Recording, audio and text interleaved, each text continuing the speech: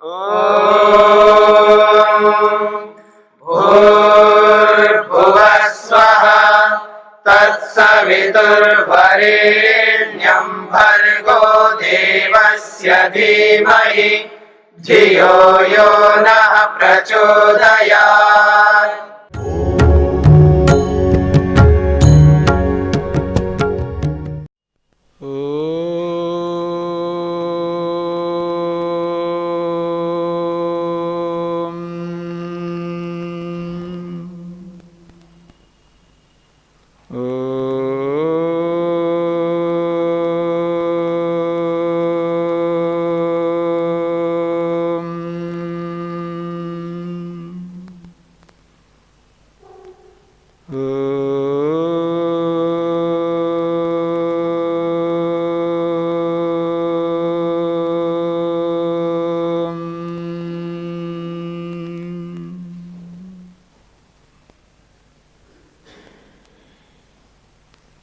सांख्य दर्शन का 36वां दिन।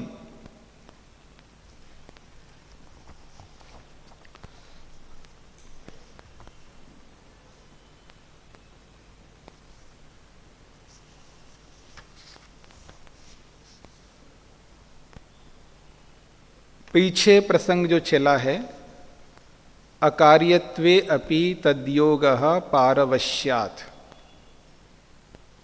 प्रकृति यद्यपि कार्य नहीं है, कारण रूप है, कारण रूप होते हुए भी तद योग, वो कार्य के साथ में युक्त होगी, यानी कार्य के रूप में परिणित होगी।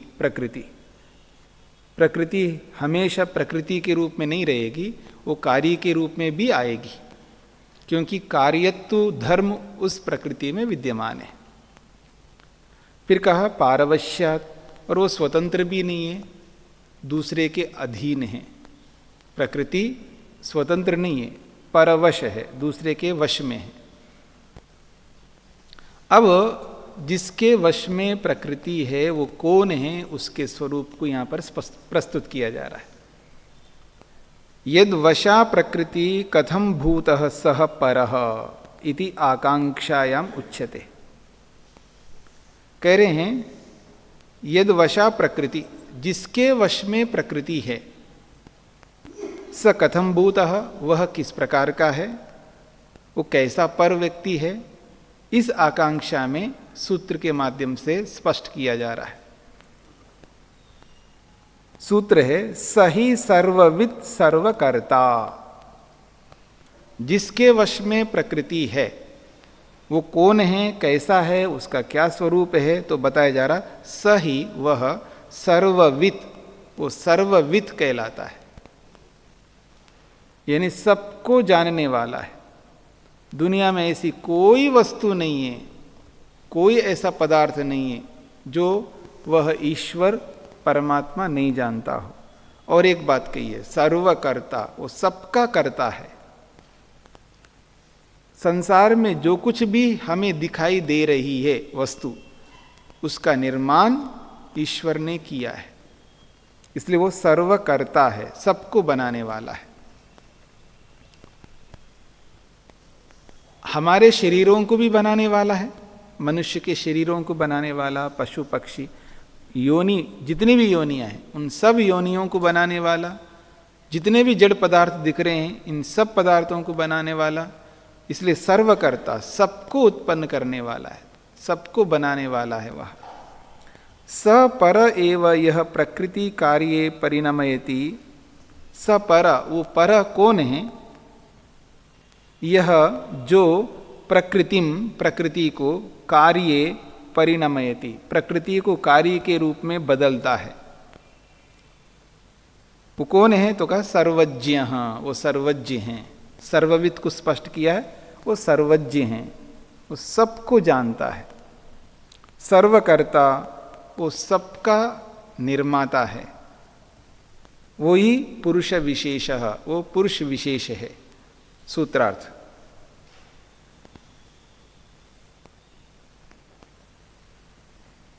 वह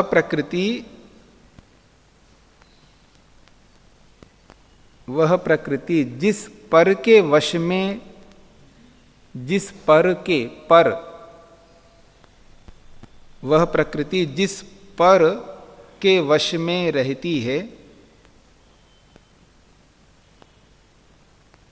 वह पर सर्वज्ञ, वह पर सर्वज्ञ, सर्वकर्ता, पुरुष विशेष ईश्वर है। वह पर है सर्वकर्ता, सर्वज्ञ, सर्वकर्ता और पुरुष विशेष ईश्वर है।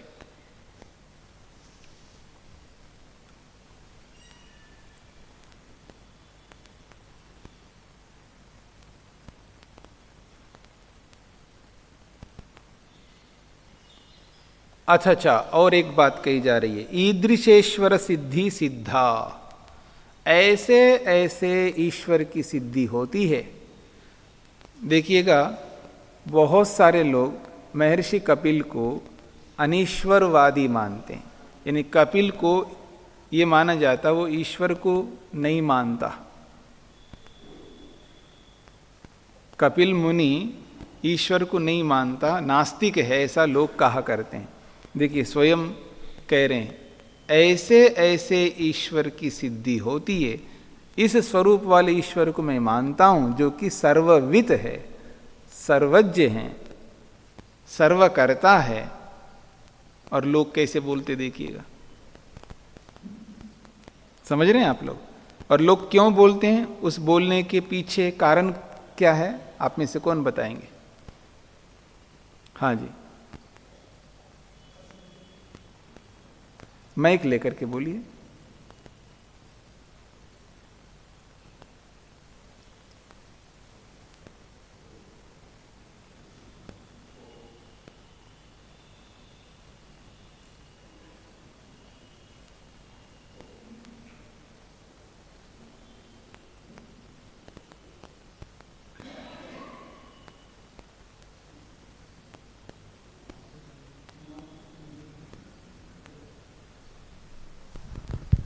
पीछे पीछे से जी। ओम। कपिल मुनि जी को नास्तिक कहा जाता है जी। तो उनका कहना ये है कि ईश्वर की सिद्धि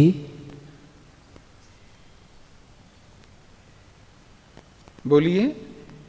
वो वैसे ईश्वर को मानते हैं जो कि सर्वित और सर्व करता है। मेरा प्रश्न क्या था? नास्तिक क्यों मानते हैं? हाँ, उसका उत्तर दीजिएगा। ईश्वर की असिद्धि हो जाएगी। हाँ, ईश्वर नास्तिक क्यों मानते हैं? क्योंकि इनका ये जो सूत्र है ईश्वर सिद्धि। बोलिए। अब बोल तो जा रहे हैं, लेकिन जी, आप स्पष्ट नहीं बोल रहे हैं, क्या बोलना चाहते हैं? जी, ईश्वर की सिद्धि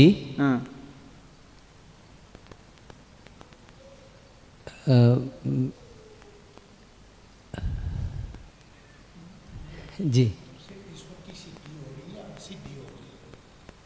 क्या कहना क्या चाहते हैं आप? कहना ये चाह रहा हूँ कि कपिल मुनि तो ईश्वर को मानते हैं। हाँ। और ईश्वर, ये जो सूत्र है ईश्वर सिद्धि असिद्ध, उससे ये अर्थ निकलता है कि ईश्वर की असिद्धि है। आप बोल ठीक नहीं रहे हैं। आप जो बोल रहे हो ना, आपको हिंदी आती है ना, हिंदी के अक्षर आते हैं ना, उन्हीं अक्षरों को बोलना है। तो वहाँ उन अक्षरों का बार बार पढ़ रहे हो, लेकिन उन अक्षरों को नहीं बोल पा रहे हैं। आप हमेशा ये याद रखिए मन में, जो हिंदी भाषी है वो जब संस्कृत बोलने लगते हैं ना, उनको इतना घबराहट होती है, पता नहीं वो क्या बोलने लग रहे हैं। अक्षर वही तो है जो आप हिंदी में पढ़ते हैं, उन्हीं अक्षरों को जोड़ करके बोलना है। ईश्वरा सिद्धे, क्या सूत्र है? ईश्वरा सिद्धे। जैसा लिखा है वैसे बोलो, ईश्वरा सिद्धे, ये सूत्र है। तो उसको आप इतने बार बोला है, लेकिन बोल नहीं पा रहे हैं। उसके पीछे कारण क्या है? मस्तिष्क में रहता है कि मैं ये संस्कृत है, ये संस्कृत तो है लेकिन अक्षर तो वही है ना, अक्षर तो वही है, तो जैसा अक्षर है वैसे बोलो ना। हिंदी में नमक मिर्च लगाना पड़ता है आपको, पर संस्कृत में कुछ नहीं लगाना पड़ता, जैसा लिखा वैसे बोलो। जैसे छोटा बच्चा होता है ना, जब उसको अक्षर ज्ञान कराते हैं, फिर अक्षरों को मिला करके बुलवाते हैं, तो का जमा ला जमा मा, का ला मा ऐसा पढ़ता है, पढ़ता है नहीं पढ़ता है?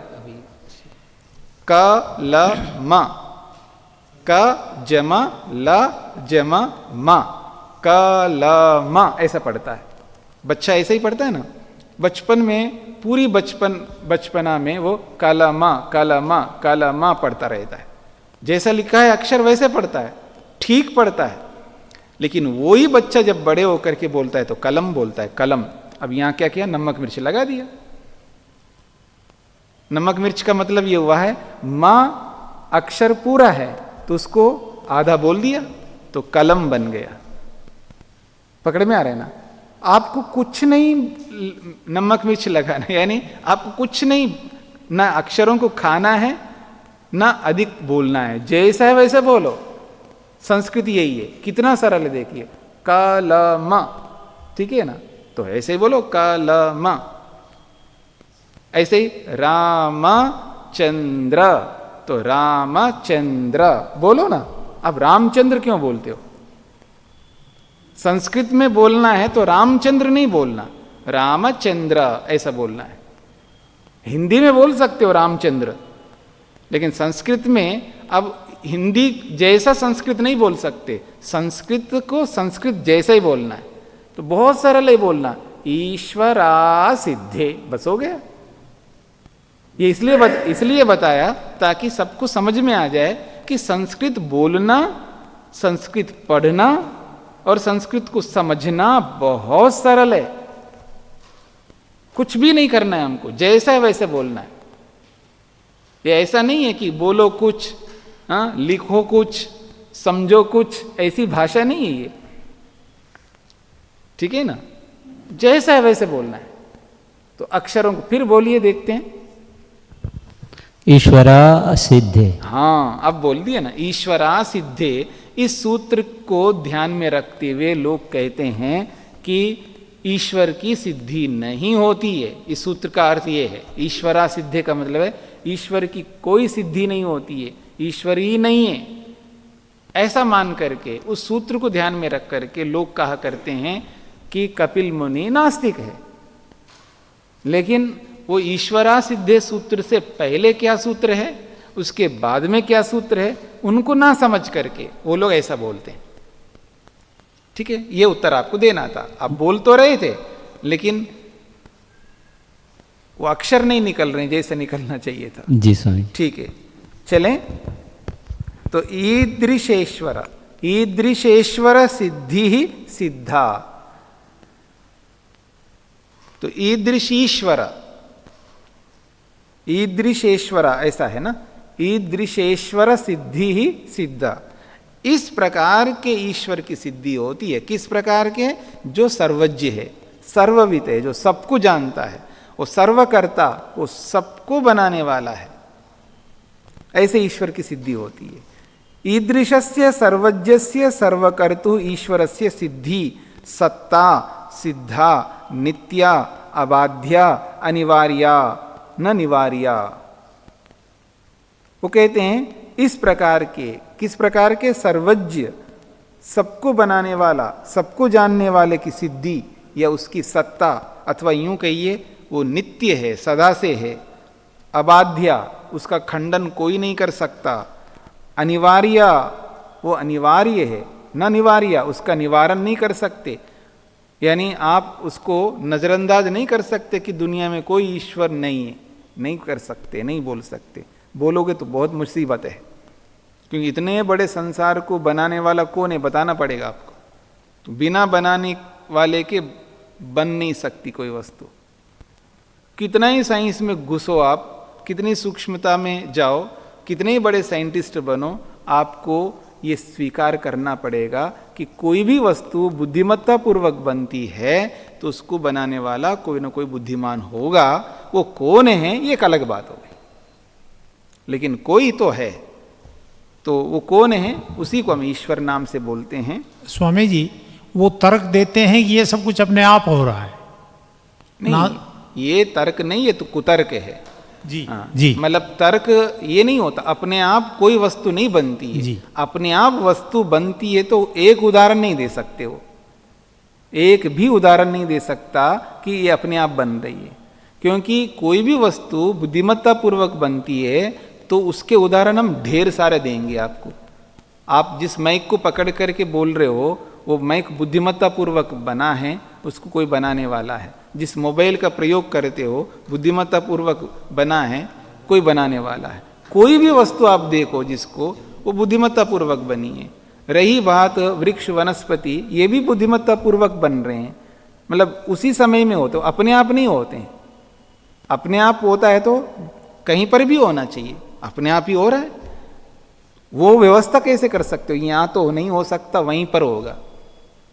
केसर यहां नहीं होगा, आपको बताना पड़ेगा क्यों नहीं होगा। तो आप ये बताएंगे ये जमीन ठीक नहीं है, वो ठीक नहीं है, ऐसा ठीक नहीं है। क्यों ठीक नहीं है? उसकी व्यवस्था करने वाले ने व्यवस्था ऐसा किया कि यहां होगा ही नहीं। पत्थर में नहीं हो सकता तो आप यही कहेंगे कि पत्थर में ऐसे वो तत्व नहीं है वहां पर, तो नहीं है तो क्यों नहीं है, उसका कारण बताना पड़ेगा ना। यहां ही क्यों है, वहां क्यों नहीं है, इसका कोई कारण नहीं है आपके पास। तो ऐसी जो व्यवस्था करने वाला है वो कोई है। वो कौन है? वो जो भी है उसी को भगवान कहते हैं। वैसे मैं ईश्वर को मानता हूँ जी, पर जंगल में पेड़ पौधे ऐसे ही उगते रहते हैं बेतरतीब। तो ऐसे उगते का मतलब यूं ही नहीं उगते, वो सिस्टम है, वहां पर विधि है। देखिए यही तो समस्या है ना। आप जो भी कहते हैं यूं ही होता है, यूं ही कोई नहीं होता, व्यवस्था से होते हैं। तो वहां ऐसी व्यवस्था है, किसी ने की है, वो दिखता नहीं है, व्यवस्था करने वाला दिखता नहीं है। जैसे उसको ईश्वर ने बनाया है, उसकी व्यवस्था से वो बन रहा है जी।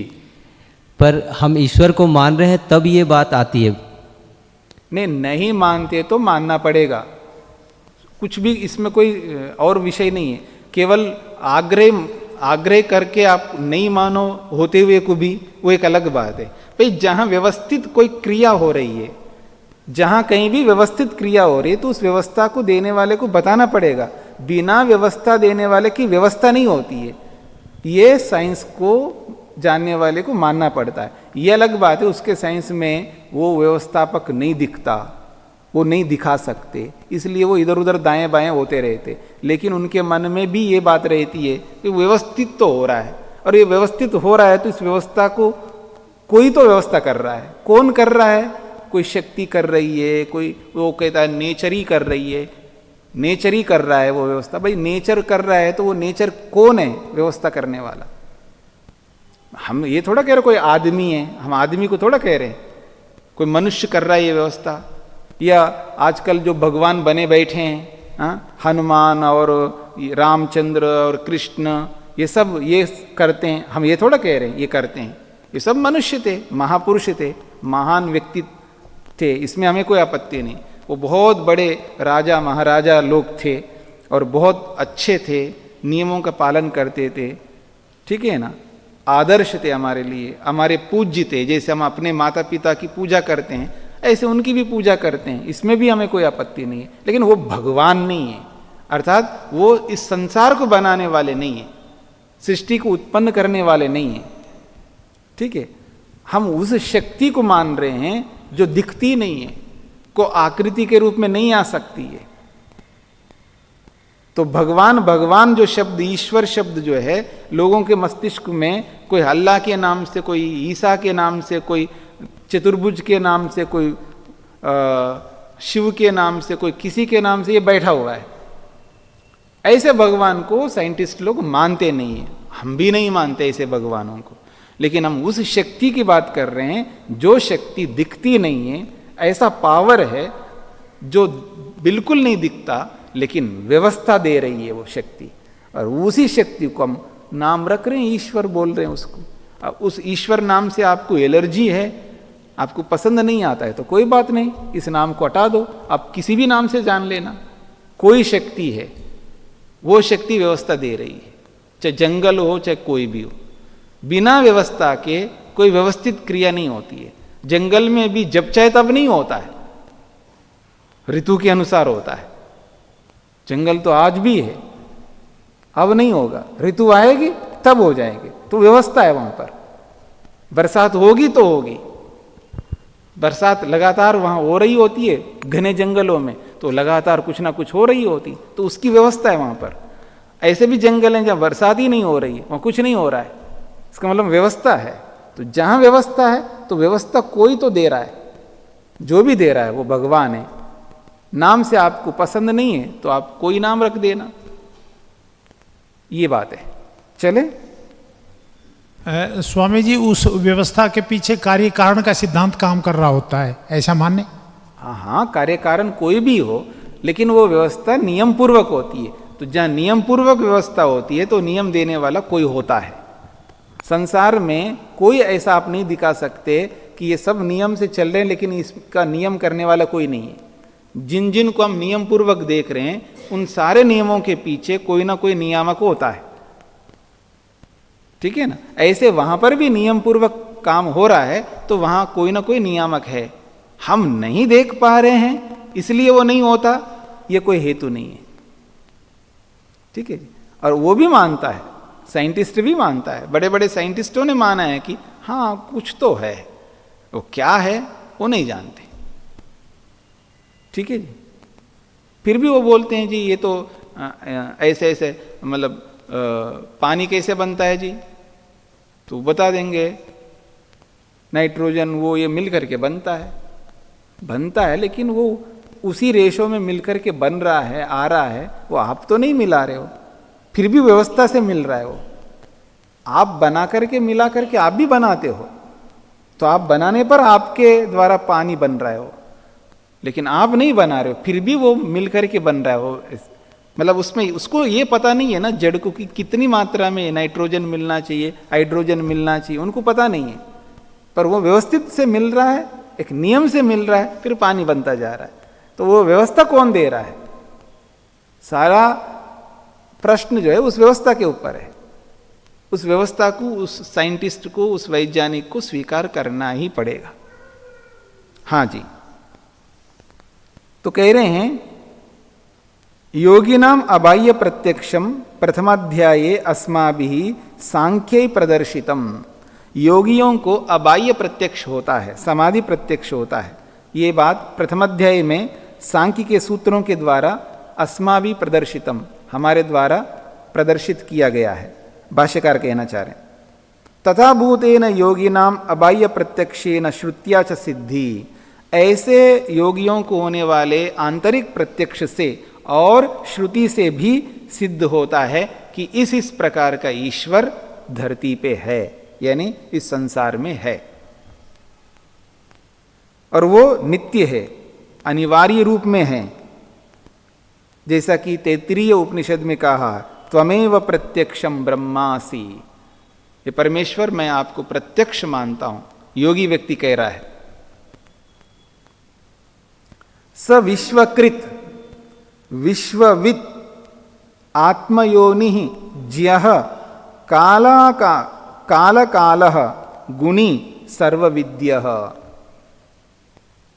प्रधान क्षेत्रज्ञ पतिः गुणेशः संसार मोक्ष स्थिति बंध हेतु। ये श्वेताश्वतर उपनिषद का दिया है। स वो परमात्मा कैसा है, विश्वकृत, संपूर्ण विश्व को बनाने वाला है, विश्वकृत है यानी विश्व को बनाने वाला है। विश्वविद, केवल बनाता ही नहीं, पूरे विश्व को जानने वाला है। विश्वविद का मतलब है विश्व को जानने वाला है। और आत्मयोनि, समस्त आत्माओं का कारण है, हम सब आत्माओं का भी वो कारण है, आत्माओं का भी आत्मा है, यानी उसके बिना हम सब इस रूप में कभी नहीं आ सकते। आज हम अपनी अनुभूति करते हैं ना, मैं हूं, मेरा अस्तित्व है, मैं भी एक चीज हूं। जैसे कोई आदमी कुछ बांट रहा हो ना, मान ले सबको केला बांट रहा है, एक को नहीं दिया, है केला, केले हैं, सबको दिए, एक को नहीं दिया, तो वो बोलता है अरे मैं भी हूं, मैं को कैसे बुला दिया आपने, मैं हूं, मेरे को भी दो। ये जो मैं बोल रहा है ना, इसकी अनुभूति बिना ईश्वर के हम नहीं कर सकते, इसलिए वो आत्मयोनि ही, आत्माओं का भी कारण है, योनि का मतलब कारण, आत्माओं का भी आत्मा है, इसका ये अभिप्राय है। और ज्यः वो जानता है सबको, काल काला वो काल का भी काल है, गुणी वो तो गुणी है। ईश्वर में कोई अवगुण है क्या, कोई दोष है क्या? निकालने वाले निकालते हैं ये दोष, वो एक अलग बात है, पर उनको ये पता नहीं है कि उसमें दोष है ही नहीं है। जबरदस्ती निकालो तो अलग बात है, ठीक है ना।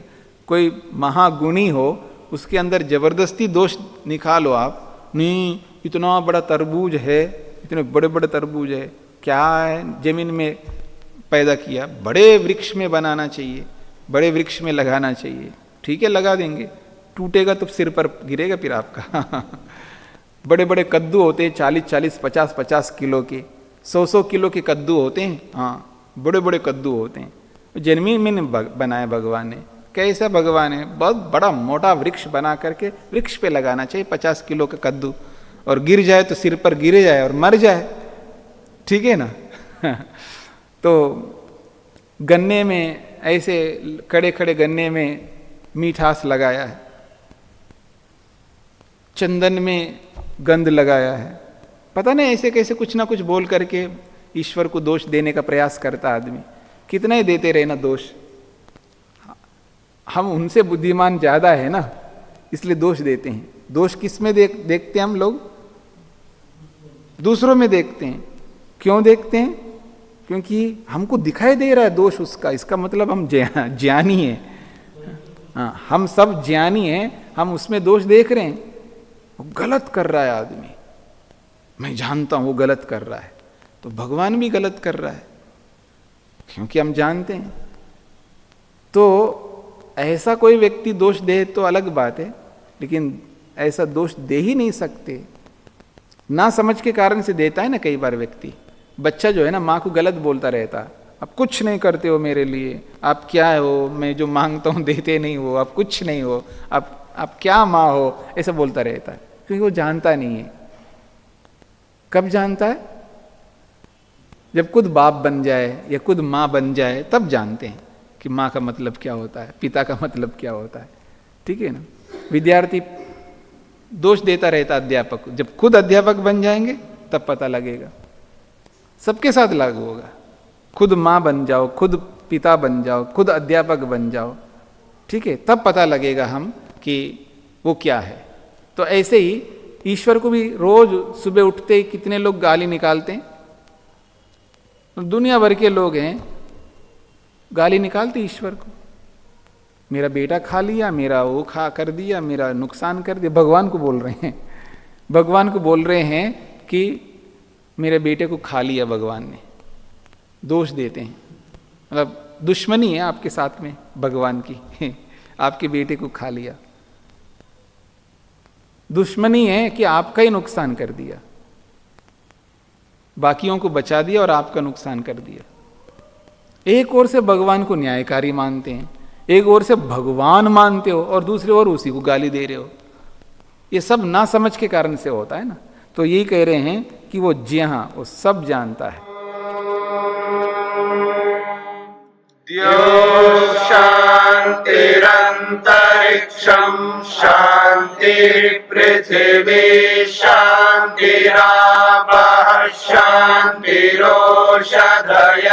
शान्तिः वनस्पतयः शान्तिर्विश्वे देवाः शान्तिर्ब्रह्म शान्तिः सर्वं शान्ति शान्तिरेव शान्ति क्षमा शान्तिरेधि ॐ